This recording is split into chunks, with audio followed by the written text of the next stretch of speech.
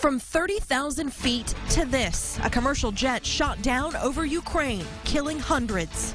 I think there's going to be hell to pay, and there should be. This evening, we take an in-depth look at how this happened. Nearly 300 people are believed dead after a jumbo jetliner crashed in war-torn Ukraine. U.S. military officials say the plane was shot down, possibly a mistake made in the middle of war where, sadly, innocent civilians too often become casualties. NBC's Steve Handelsman begins our in-depth coverage from Washington. Here's the jetliner hitting the ground. The basic facts were quickly known. A jumbo jet down and destroyed in Ukraine.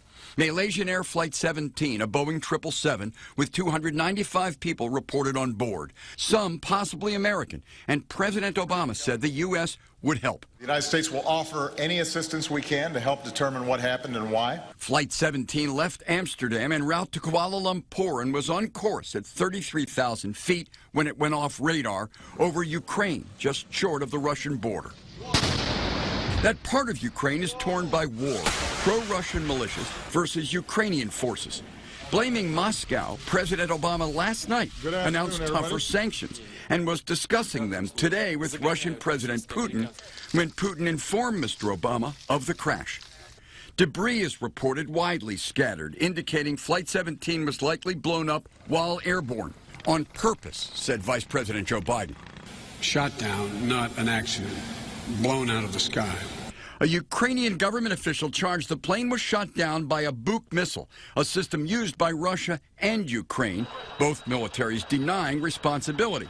U.S. officials tell NBC News that U.S. resources, presumably satellites and radar, confirm a shot by a ground-to-air missile. So this was a mistake and therefore more likely to have been a Ukrainian separatist shoot-down with modern equipment that they didn't understand. First comes the investigation. And the White House says U.S. crash experts can help with reconstruction and black box analysis. I'm Steve Handelsman, NBC News, Washington. How easy is it to mistake an airliner for a warplane? Well, back in 1998, a highly trained U.S. Navy crew did it. They thought they had spotted an Iranian warplane taking off over the Persian Gulf. They ended up shooting an Iranian jetliner, killing 290 civilians by mistake. We wanted to give you a closer look at where this plane crashed. It happened east of the Ukrainian city of Donetsk. That's about 30 miles away from the Russian border. Now, Donetsk has been the hotbed for separatists. Ukraine, though one country, is almost split down the middle, with ethnic Ukrainians mostly in the west and more ethnic Russians in the east. Emergency service workers are on the scene of this crash right now. They told the Associated Press about 100 bodies had been found so far. You can see many personal belongings, even passports were found at the site. There are reports 23 Americans were on board, but the State Department is not confirming that right now. There's still so many unanswered questions about what happened and why today. Those answers will come slowly. What is coming more quickly, video and pictures from the scene. Here's a closer look at the amateur video that appears to show the plane explosion off in the distance. Immediately after that, thick black smoke rising from that spot and spreading quickly. The terrain in the video is consistent with where the Malaysian Airlines flight went down in Ukraine. And NBC News is still working to verify the video's authenticity. After the crash, this video was posted on YouTube. It purports to show that smoke rising from the airline's wreckage. Smoke from the explosion and fire that followed could be seen for miles and miles. And here's a different view from Russian media coverage of the crash. Malaysia's prime minister saying the downed jetliner did not make any distress calls. In the chaotic early hours after the plane went down, separatist rebels and the Ukrainian government both accused each other of shooting the aircraft down. This video shows the smoking wreckage on the ground. The wreckage is in a village that is now under the control of pro-Russian separatists. It's seen severe fighting between separatists and government forces in recent days. Associated Press obtaining this image of the Boeing 777 that crashed today, the picture from 2012 showing the plane taking off from Los Angeles International Airport. Data from the website FlightAware shows the aircraft took off from Amsterdam at 3:30 this morning Central Time. Its last recorded position was over Ukraine, west of the Russian border, at 8:19 Austin time. Barry Sim and his wife Izzy had intended to fly on the Malaysian Airlines flight, but changed to a later flight at the very last minute. It's just shock. You get this sick feeling in the pit of your stomach.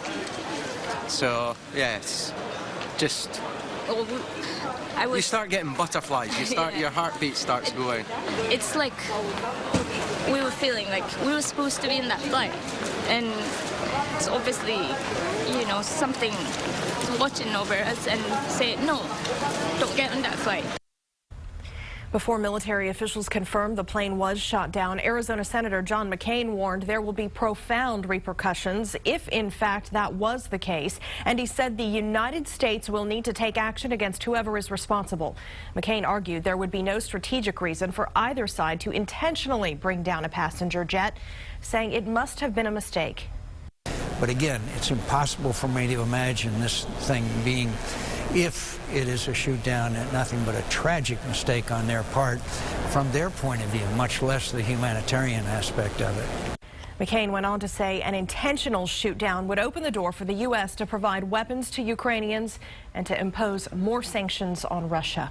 As investigators try to piece together what happened, people here in Austin are still trying to make sense of this tragedy. A local Ukrainian activist has been closely following the crisis between Ukraine and Russia and says she is not surprised something like this happened. KXAN's Amanda Brandeis sat down with her. Chris Winnick Wilson has had many sleepless nights for the past few months. It's in our blood. We were raised to be very patriotic to Ukraine. So the news of today's tragedy was painful. Sadly, we're not surprised. This was bound to happen at one point. As a first-generation Ukrainian American, the conflict in her homeland has weighed heavy on her heart. There has not been much sleep since November, but there's been an international community fostered and formed that's determined to stand with Ukraine. Chris is in constant communication with friends and family in Ukraine. Sends me messages every day about what their conditions are like. I mean, they don't have shoes, they don't have food to eat, they sleep on the floor. She's also part of a community on social media made up of activists from around the world. They believe in a democratic and united Ukraine, free from foreign pressure. The UN, NATO, the European Union just aren't stepping up to the plate, and after today, I think things are going to change. She's hopeful in the wake of this tragedy, nations around the world will come to Ukraine's aid. Amanda Brandeis, KXAN News. And just last week, Chris says she met President Obama during his visit to Austin. She tells us she wanted to thank him for the work he has done to help Ukraine. In the wake of this plane crash, major airlines started avoiding the airspace over Ukraine, and the FAA issued a notice to pilots of U.S. air carriers to avoid those routes. This is a look at a real-time map from Flight Radar 24. You can see there is a gap over the Ukrainian airspace there. Aviation experts say it is not unusual for commercial planes to fly over embattled regions because airliners rely on their jets being high enough to avoid most dangers. The plane was a Boeing 777, which is considered one of the safest planes in the world by aviation analysts. Right now, more than 60 airlines use this aircraft. They include United, British Airways, Air Canada, and Aeromexico. According to Boeing, the 777 was the first jetliner to be 100% digitally designed using 3D computer graphics, and that helped streamline the process. The 777 program was launched in October of 1990 with an order from United Airlines, and in June of 1995, United flew its very first commercial flight of the 777. And despite a strong track record, the 777 was the same plane used on Malaysia Airlines Flight 370. That flight from Kuala Lumpur to Beijing lost contact with air traffic control back on March 8th. Despite a multinational search that's been the most expensive in history, no trace of the aircraft has ever been found. The Asiana Airlines Flight 214 was also on the 777. It crashed at San Francisco International last July, killing 3 people. But the NTSB ruled last month that the flight was caused by pilots mismanaging the descent towards the San Francisco airport. We'll continue to update you on air and online with the latest developments on this crash. You can also find more in-depth information, including a photo gallery. That's on our website at KXAN.com.